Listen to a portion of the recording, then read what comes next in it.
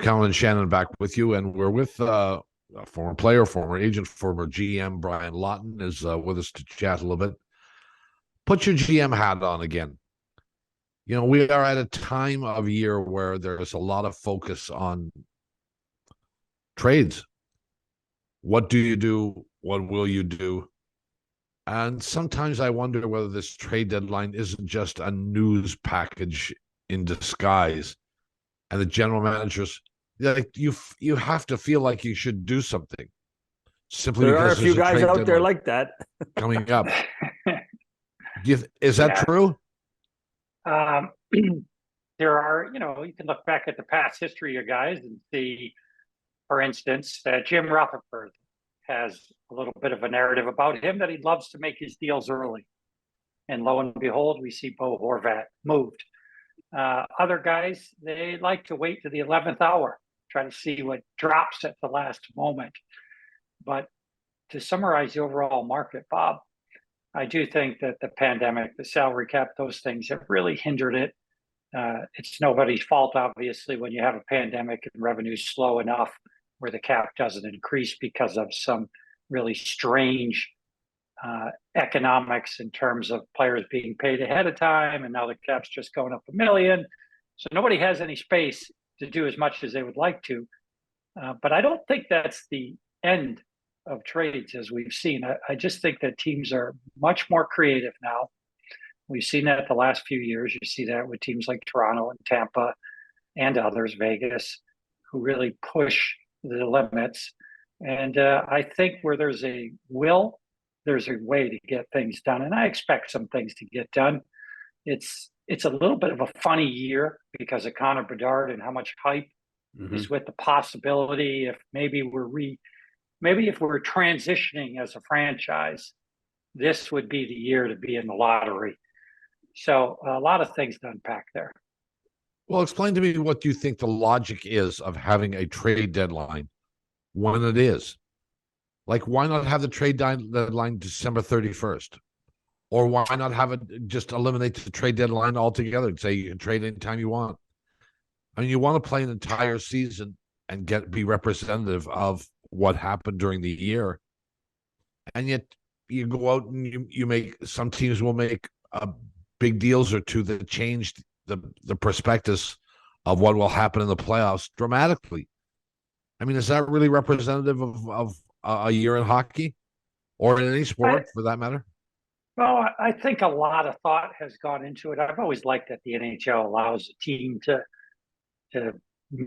take a stab at it at the end to maybe change their fortunes. I think it keeps the league more interesting. I think it keeps fans more engaged. There's a lot of thought at the National Hockey League that has gone into exactly what is the right time, because you say, why not make it January 1st or November? Yeah, whatever. Whenever, right? And you'd have to ask the NHL what the final, because only they know. These are behind the curtain conversation.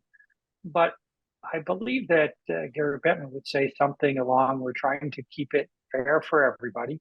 We're trying to keep it exciting, but it also has to be logical. And things have certainly changed from the old days. Trades weren't regulated as much as they are now, and I think that's better for the sport. I think it keeps it fairer, quite frankly. You know, you used to have guys that would trade somebody as a favor to somebody, and then they might trade them back to them in the offseason. But those things obviously didn't feel right. The National Hockey League has grown and evolved and made significantly stronger or strong changes to address issues like that.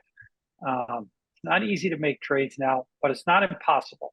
And even in the environment I described, that's why we saw Bo Horvat move. I think that's why we'll see a number of other players move. I just think that this year, although it's great to potentially be in a Connor Bedard sweepstakes, and the draft is very strong at the top, you've got to really look 4 or 5 deep to feel great about selecting in the first round. But with all that said, it appears to me we've pulled a few more teams, whether it's by coincidence or Connor Bedard, that seem to be thinking this would be a good year to have a high draft pick. Nobody's tanking or anything like that, but teams transition Very rarely are you staying even. You're either moving forward or backwards. In this case, it feels like more teams are moving backwards. And what does that mean? Ultimately, if there's more players available, if you really look at the market, there are quite a few players available. That should depress prices. We'll see how that plays out.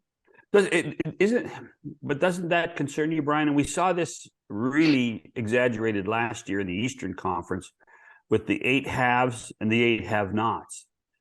Isn't that a concern at some point that, you know, we do have, for want of a better word, you know, 2 separate leagues? I mean, you almost play, you're almost going into relegation to be in the bottom half of each conference.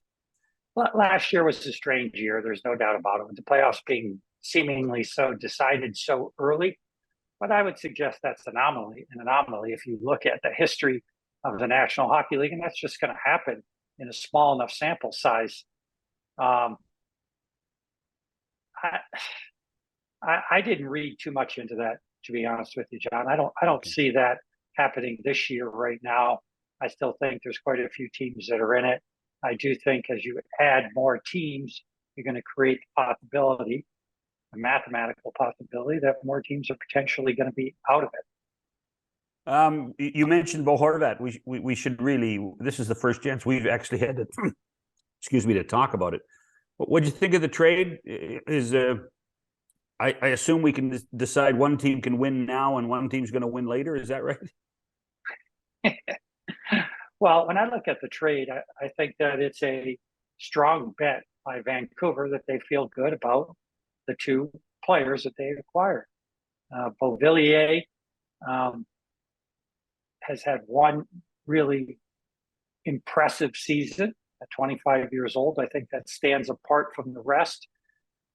His role was, I wouldn't say diminished, but he was expendable or fungible for sure by the Islanders. And as a matter of fact, in the salary cap world, you need to move some money out in order to make a deal like that.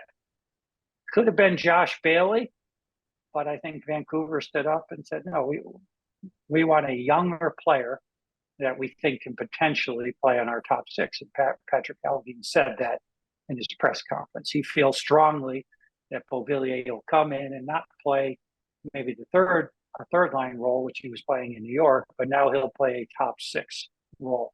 Will that change his fortunes? He can skate. He's tenacious. He's played in 2 Eastern Conference finals. There's a lot to like there, but that is scouting at its best right there. That is one team saying we feel really good about him. And in terms of Ratu, I think that he is a guy that's very, very interesting. And he has the potential, in my opinion, to be a good player in this league. He's not there right now. He's got a ways to go. But that also is a very strong bet by Vancouver and their scouting staff to say, we think this guy's going to be a player and he's going to be a meaningful player for us. And then the first round pick is the first round pick. That's kind of standard. You would have expected that. The top 12 protected is a little bit odd. We don't see that so often. I've talked to some GMs that tell me in some cases, you know, they'd rather have it unprotected. And if they don't get it in year 1, which most people would generally always want it as soon as possible, they're happy to take a shot in year 2. Let's not forget that pretty much every year there's 2 or 3 teams, as the Florida Panthers are toying with right now, that don't make the playoffs the next year, that were in the playoffs the previous year. So, you know, it's not as much of a certainty as everyone thinks that you'll be back in the playoffs year after year after year.